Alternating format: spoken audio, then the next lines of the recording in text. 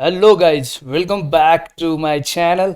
चलिए शुरू करते हैं आज का खेल। तो आज है दो स्टॉक। एक्चुअली एक स्टॉक इसमें से देने में थोड़ा वक्त लगा, ज़्यादा नहीं, 5-10 पॉइंट ऊपर चला गया है। क्योंकि रीज़न ये, मैंने सैटरडे को भी दो स्टॉक दिए थे और संडे को भी दो दिए थे। उसमें से आज कुछ बाइंग करने थे। पता नहीं किसी ने किया नहीं किया, मैं तो देख नहीं पाया आज मार्केट, लेकिन फिर भी सोचा कि चलो आज का जो काम है कल के लिए कौन से स्टॉक बाय कर सकते हैं। तो दो स्टॉक लाए, देख सकते हैं आप यहाँ पे लिस्ट में। फर्स्ट है आईएफबी इंडिया और दूसरा है जस्ट डायल। ये दोनों के दोनों स्टॉक बेहतरीन पोजीशन पे है, अच्छे ब्रेकआउट के पोजीशन पे है। तो यही रीज़न है ये स्टॉक लाया हूँ। आईएफबी के बारे में आप सब जानते हैं कि आईएफबी इंडस्ट्रीज एक हेनरिच करके एक कंपनी है स्विट्जरलैंड की, जिसके साथ इनका टाइप है और बहुत अच्छा मैन्युफैक्चरिंग करते हैं। मोटर्स व्हीकल्स के होम अप्लायंस बनाते हैं, इंजीनियरिंग कंपोनेंट्स बनाते हैं और बहुत सारे टूल्स मशीन्स जो भी है मोटर्स अलग अलग तरीके के, वो बनाने का मैन्युफैक्चरिंग का काम आईएफबी इंडस्ट्री करती है।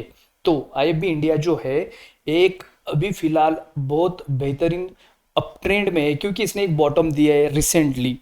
ये रीज़न है, ये अप ट्रेंड में है और बाइंग के पोजीशन पे है। अगर हम इसकी 52 वीक की लो की बात करेंगे तो लगभग 883 का उसने बॉटम टच किया है और अभी अपना अप ट्रेंड जो है 52 वीक का हाई की तरफ मूव कर रहा है। लेकिन 52 वीक का जो हाई है लगभग 2000 के करीब है। तो सोचिए उसे ब्रेक करने में उसे यहाँ से 400, यहाँ पे 1423 पे है अभी, 1423 पे इसे ब्रेक करने के लिए लगभग 450 500 550 पॉइंट्स लगने वाले।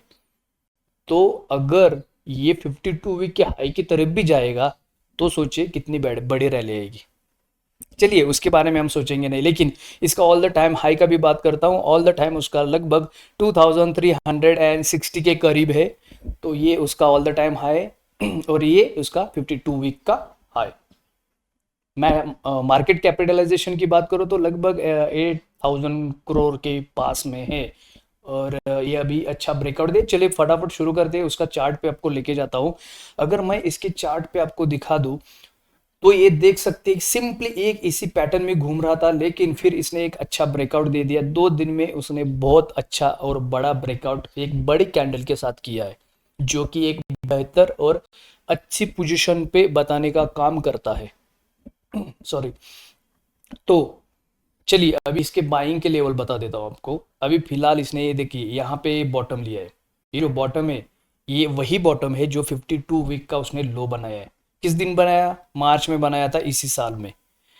तो लगभग 3 महीने में उसने 800 से 1400 तक की रैली की है। उसमें एक डिप दिया, फिर से बाइंग बाइंग आया। जब भी कोई स्टॉक नीचे से ऊपर जाता है थोड़ी देर के लिए ये नीचे आता है एक रिट्रेसमेंट के लिए और ज़्यादा बाइंग होने के लिए। तो अभी अच्छा खासा वॉल्यूम इसमें मुझे दिखाई दे रहा है। ठीक है। तो अगर बाई की बात करेंगे तो लगभग इसे बाई करना है, मतलब करना था। ये अभी फिलहाल 1423 पे है, मतलब 1423 पे है।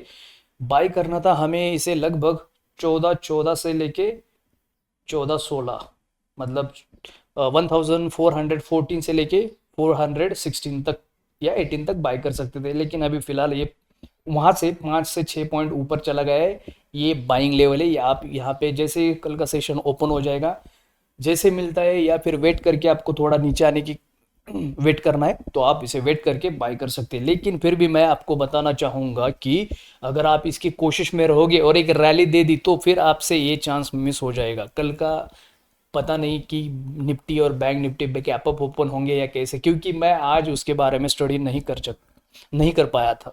वो रीज़न है। तो कल अभी तो आज मार्केट पॉजिटिव क्लोज हुआ है, अच्छा खासा पॉजिटिव निफ्टी क्लोज हुई है। तो ऐसा भी हो सकता है कि स्टॉक ऊपर चला जाए। तो जैसे भी मिलता है बाई कीजिए। ठीक है। तो 1414 और 1416 के बीच में बाय करना था, तो इसी पोजीशन पे लगभग 5-10 पॉइंट ऊपर नीचे बाय कर सकते हैं। एसएल की बात करूं तो एसएल आपको मेंटेन करना है लगभग 1300 1300, यहाँ पे 1300 के पास, अच्छा नहीं, 1345 तक जाइए। 1340 से लेके 1345 के बीच में आपको एसएल मेंटेन करना है। स्ट्रॉन्ग एसएल है ये। ठीक है। टारगेट की बात करूं तो टारगेट लगभग होंगे, पहला टारगेट होगा 1495। जी हाँ, 1495 ये फर्स्ट टारगेट होगा। सेकंड टारगेट होगा 1560 और तीसरा टारगेट होगा 1620। 1620 से 1625 के बीच में आप प्रॉफिट बुकिंग कर सकते हैं। ठीक है, but it's depend on you how much you want to gain. जहाँ पे भी आपको लगता है कि अच्छा प्रॉफिट हुआ है, T2 पे मुझे एग्जिट करना है, मुझे सेल करना है, यू कैन प्रोसीड। मैं तो बोलूँगा 100% आपको ऐसा सोच रखनी चाहिए। ज़्यादा ग्रीड अच्छी बात नहीं है। तो ठीक है, अभी ये हो गया अपना IFB इंडिया। नेक्स्ट स्टॉक देखते हैं कौन सा है, जस्ट डायल। ये जस्ट डायल का चार्ट है, इसने भी अच्छा खासा बॉटम दिया है और अभी आज का सेशन अगर देखेंगे कि तो कितना बढ़िया इसने कैंडल दिया है। देखिए, एक बड़ी रैली, एक बड़ा अच्छा ब्रेकआउट, इसे कहते हैं एक बहुत जबरदस्त ब्रेकआउट कह सकते हैं। जहां फंसा था ना इतने दिन से ये इस पैटर्न में, उसने ब्रेकआउट दे दिया। तो चलिए, अगर मैं इसके बारे में बता दूं तो सबको पता है जस्ट डायल क्या है। जस्ट डायल एक सर्च इंजिन है जो कि लोकली इंफॉर्मेशन, जो भी लोकली आपको जानकारी चाहिए उसकी इंफॉर्मेशन देने का काम जस्ट डायल करता है। आप वेबसाइट से, मोबाइल से, इंटरनेट से, वेबसाइट से, जहां से भी आप सर्च करना चाहते हैं जस्ट डायल के रिगार्डिंग कोई भी इंफॉर्मेशन, तो जस्ट डायल आपको तुरंत प्रोवाइड करता है, इवन SMS के थ्रू। तो ये स्टॉक या ये बहुत अच्छा स्टॉक है। इसके अगर चलिए अभी इसके 52 वीक का और लो जो है उसके बारे में बात करते हैं। जस्ट डायल जो है उसने लगभग 52 वीक का लो जो दिया है वो 480 के पास दिया है। 480 मतलब ये देखिए, यहाँ से अभी इसने बॉटम किया था टच और ऊपर चला गया। तो 480 इसका 52 वीक का लो है। हाई जो है वो 957 है। 957 मतलब लगभग ये यहाँ से 957 मतलब ये देखिए यहाँ तक इतनी रैली करनी चाहिए। अगर इसके की ऊपर जाके अगर रुक जाएगा तो इसी के बारे में हम बात करना शुरू कर चुके हैं। तो यहाँ पे आप देख सकते हैं कि 480 का लो किया है, 957 का उसने 52 वीक का हाई किया। लेकिन बताना चाहूंगा इसका जो ऑल द टाइम हाई है वो लगभग 1894 मतलब 1894 का है। तो 1900 का उसका ऑल द टाइम अगर कंसिडर करे तो यहाँ से उसे 1000 पॉइंट की रैली करनी चाहिए। 1000 पॉइंट की रैली लगभग, लेकिन इतना भी नहीं करेगा क्योंकि ये बीच में रिट्रेसमेंट आते हैं, सेलिंग प्रेशर आता है, Nifty bank Nifty negative news ये हो सकता है। लेकिन मैं बोलना चाहूँगा आपको, आप इसे बाय करके मेरे जो टारगेट्स है वो अचीव हो जाते हैं, तो ज़्यादा आपको इसमें रुकने की ज़रूरत ही नहीं है। ठीक है, तो ये हो गया। और एफ आई और DI के बारे में बात करूँ तो एफ आई ने 4 से 5% के बीच में इन्वेस्टमेंट कर चुके हैं। DI का उसमें लगभग 9 से 10% का इन्वेस्टमेंट है।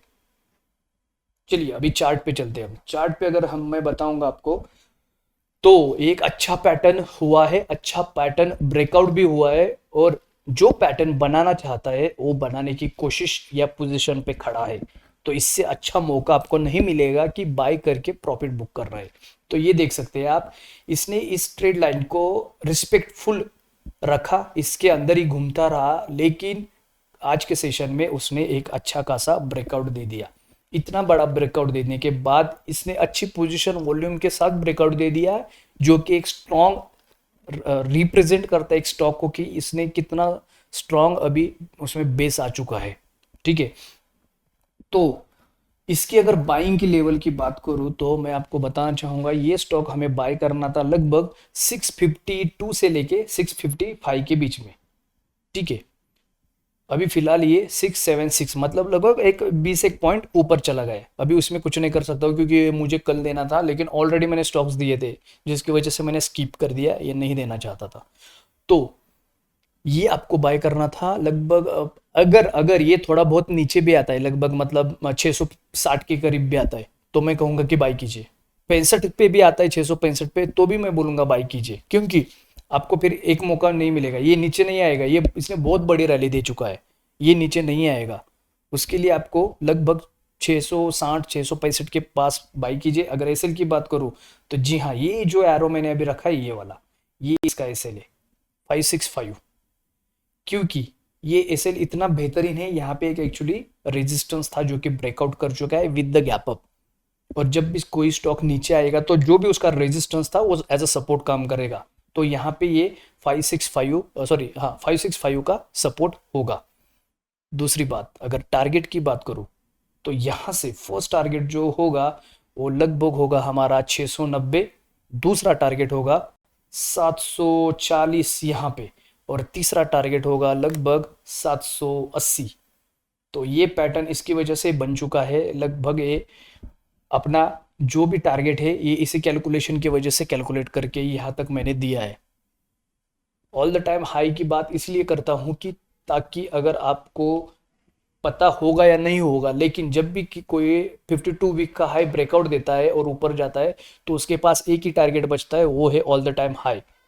अगर उसने उस स्टॉक में इतना पोटेंशियल है, उतने अच्छा वॉल्यूम है, वैसे तो मैं सारे स्टॉक्स जो भी है वो अच्छे पोटेंशियल अच्छा जिसका वैल्यू है वही लाता हूँ। कोई भी मैं ऐसा कोई भी स्टॉक उठा के आपको नहीं देता हूँ।